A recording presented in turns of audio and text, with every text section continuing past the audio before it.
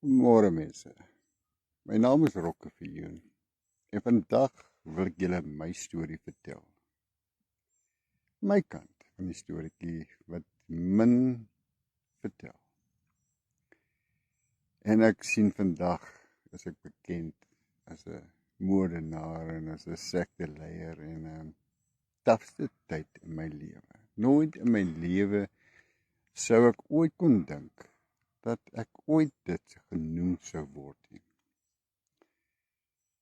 Net een oggend opstaan nadat jy lekker geslaap het en 'n boodskap op jou foon te kry en te sien dat een man wat my nie ken nie, 'n paar uur na die moord